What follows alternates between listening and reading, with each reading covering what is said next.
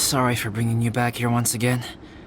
Some topics are best discussed in private. Is this about the imposter? That's right. I have to say, Traveler, I'm very surprised you noticed the difference between me and the imposter.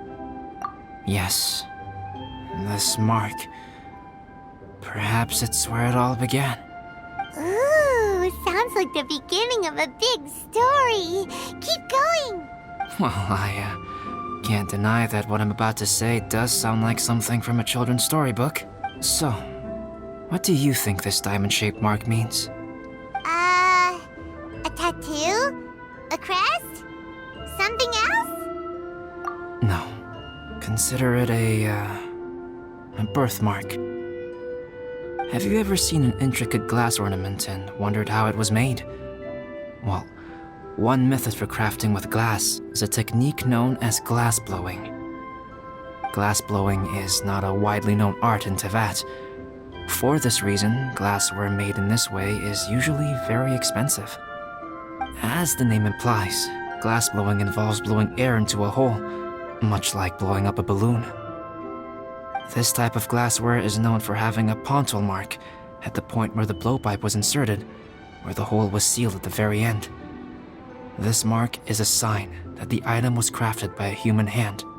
Sounds kind of amazing. It is a wondrous and beautiful art form.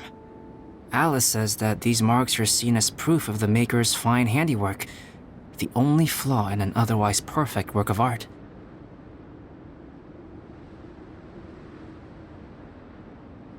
My mark is something similar to this.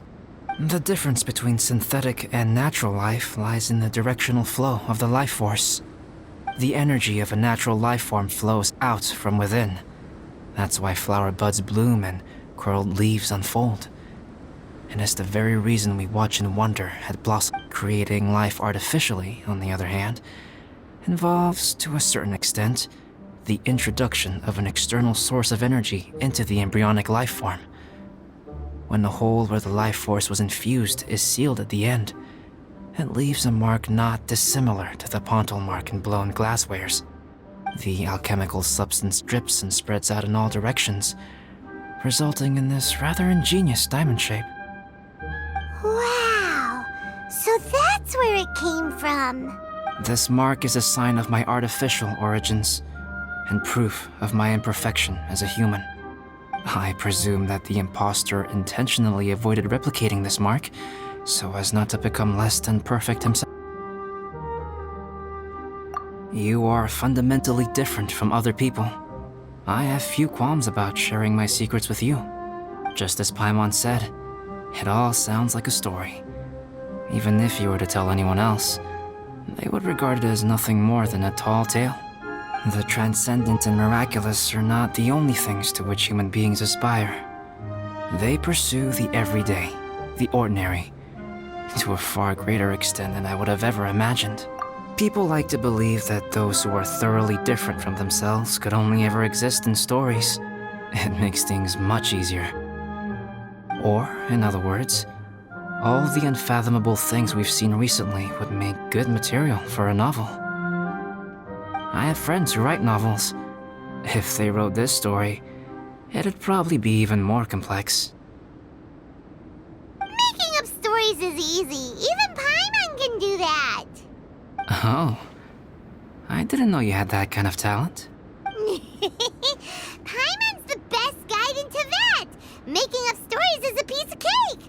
In that case, how about we have a storytelling contest? We can base our stories on the events of the last few days. Sounds great! But we still have to help out the Adventurers Guild. I understand. Creativity is something that cannot be rushed. We'll see whose story is more compelling. Deal! Okay, we'll regroup with the Adventurers Guild for now. Sure.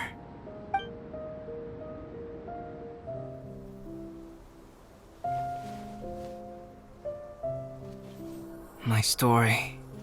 Yes, I should have known. Master's failed specimen in the dragon's belly. This is where the story truly begins.